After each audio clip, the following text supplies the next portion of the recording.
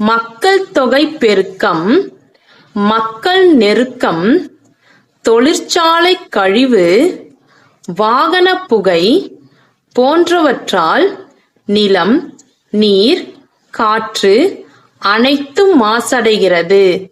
இதனால் தாவரங்கள், விலங்குகள், பறவைகள் போன்றவை சமநிலை பாதிப்புக்கு உள்ளாகி மனித இனம் பல நோய்களுக்கு ஆட்பட்டு அழியும் நிலைக்கு தள்ளப்படுகிறது.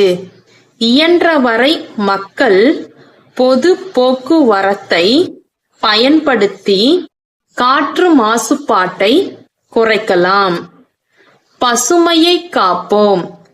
மரம் தான் மரம்தான் எல்லாம் மரம்தான், மரம்தான் மரம்தான் மனிதன் மரம்தான்.